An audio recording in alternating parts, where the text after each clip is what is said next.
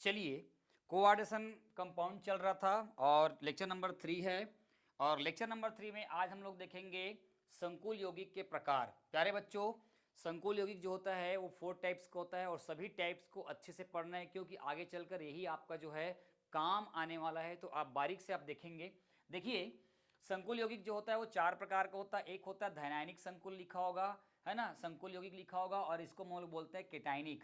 मतलब धनायनिक संकुल जो होता है वे संकुल होते हैं, या इस प्रकार के संकुल यौगिक में संकुल सत्ता पर, है ना, इस प्रकार के संकुल यौगिक पर क्या करेंगे, संकुल सत्ता पर या गुरु कोष्ठक पर परिणामी आवेश क्या होता है, धन आयन होता है। जैसा आप देख सकते हो कि इस संकुल सत्ता पर परिणामी आवेश क्या है, पॉजिटिव चार्ज है, CO।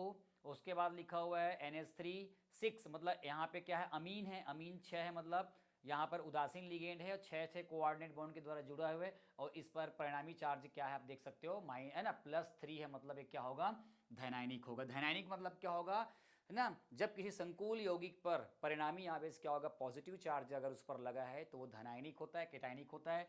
उसी प्रकार ऋण आयनिक संकुल यौगिक बोल रहा है तो ऋण आयनिक मतलब एनायनिक हम लोग बोलते हैं। एनायनिक मतलब क्या होगा, आप देख सकते हो कि परिणामी संकुल यौगिक पर परिणामी चार्ज क्या होगा, माइनस लिखा है यहाँ पर। इस संकुल में यहाँ लिखा है Hgi4 और इसमें क्या लिखा हुआ है आपका 2- लिखा है, मतलब पूरे संकुल पर वहां पर क्या है, चार्ज क्या है, -2 है। तो इसलिए क्या कहलाएगा, आपका ऋण आयनिक संकुल कहलाएगा। इसका नाम है टेट्रा आयोडो मर्क्यूरेट और आपका 2N। आगे आने वाले वीडियोस में आपके सारे इसके नामकरण कैसे होते पूरा इजी वे में बेहतरीन कॉन्सेप्ट के आपको सिखा दूंगा, ठीक है। उसी प्रकार उदासीन संकुल के बारे में बात करेंगे तो गुरु कोष्ठक के ऊपर में अगर किसी प्रकार का कोई चार्ज ना हो तो उसको हम लोग क्या बोलेंगे, न्यूट्रल्स, क्या बोलेंगे, कॉम्प्लेक्स कहेंगे, NiCO। और आपका 4 दिखा है गुरु कोष्ठक के अंदर में, देख लो ये अपने पास है, निकिल केंद्रीय धातु परमाणु है और 4 कार्बोनिल ग्रुप इसके साथ जुड़ा हुआ है कोऑर्डिनेट बॉन्ड के द्वारा, और इस पर परिणामी आवेश 0 है, इसलिए क्या होगा, आपका न्यूट्रल कॉम्प्लेक्स हो जाएगा। इसका नाम है टेट्रा कार्बोनिल निकिल और ऑक्सीकरण संख्या क्या होता है, 0 होता है, ठीक है। प्यारे बच्चों, अब आयनिक संकुल के बारे में बात कर रहे हैं। आयनिक संकुल जो है मुख्यतः 2 प्रकार का होता है, इसको बारीक से समझेंगे। देखो, आयनिक संकुल दिखाई दे रहा होगा, आयनिक संकुल का मतलब क्या होगा कि कोई भी संकुल होगा उस संकुल में 2 पार्ट होंगे, एक पॉजिटिव पार्ट होंगे और एक निगेटिव पार्ट होंगे। तो पॉजिटिव पार्ट के लिए मैं, है ना, दोनों पार्ट के लिए बता दूंगा आपको। देखो ये एग्जाम्पल दिखाई दे रहा होगा और एक एग्जाम्पल ये दिखाई दे रहा होगा।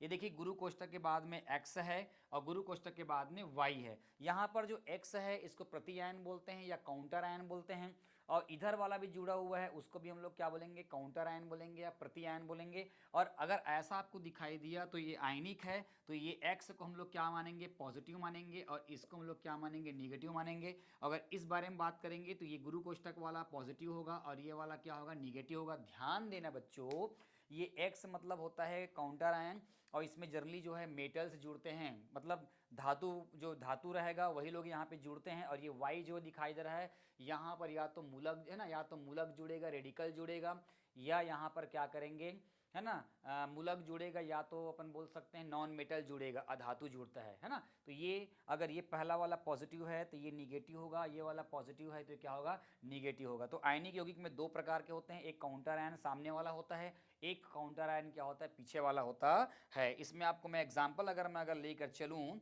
एग्जाम्पल के अगर बारे में बात करूँ तो आपको मालूम चल जाएगा। 2 एग्जाम्पल मैं आपको दे देता हूँ। चलिए, पहला एग्जाम्पल मैं दे रहा हूँ आयनिक संकुल में, इस टाइप का मैं एक एग्जाम्पल दे रहा हूँ। देखिए प्यारे बच्चों, यहाँ पर क्या लिखा हुआ है आप देख सकते हैं।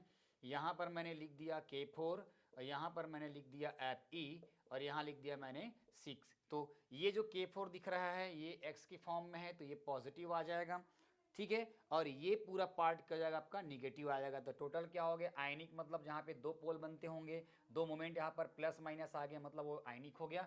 सेकंड एग्जांपल की अगर बारे में बात करूँ तो सेकंड एग्जांपल में ये वाले अगर बात करूँ तो ये वाले एग्जांपल में अपन सीधा सा ले सकते हैं, क्या लिख सकते हैं, जैसे मान लो की बात, मेरे पास एक कम है ना, ये है केंद्रीय परमाणु, ये है, उसके बाद है ना, उसके बाद हम लोग यहाँ पर देख सकते हैं ये NH3 दिया हुआ है और यहाँ पर है ना 3, यहाँ पर 6 दिया हुआ है और बाहर में यहाँ पर लिखा है SO4। तो ये पूरा पॉजिटिव हो जाएगा, ये निगेटिव हो जाएगा, ये सल्फेट है जिसको हम लोग क्या बोलते हैं, मूलक कहा जाता है। क्या बोलते हैं, मूलक बोला जाता है। तो इस प्रकार से आयनिक संकुल जो है 2 टाइप्स का होता है, याद रखना। गुरु कोष्ठक के पहले कुछ है ना, तो वो काउंटर आयन है। गुरु कोष्ठक के बाद अगर है तो भी काउंटर आयन है, ठीक है। और राइट है ना, राइट हैंड साइड में और लेफ्ट हैंड साइड में क्या होता है, जनरली मेटल्स और नॉन मेटल्स या रेडिकल्स अगर कनेक्टेड रहता है तो आयनिक कंपाउंड के दृष्टिकोण से है ना उसको समझा जाता है। तो याद रखना संकुल यौगिक जो होता है वो 4 टाइप्स का होता है, धनायनिक है, ऋणायनिक है, उदासीन है और आपका क्या, आपका आयनिक है। ये आगे चलकर जो है जितने भी हम लोग नॉमेनक्लेचर करेंगे उसमें बहुत इंपॉर्टेंट इसका रोल्स है, बहुत बड़ा इनका फैक्टर्स है।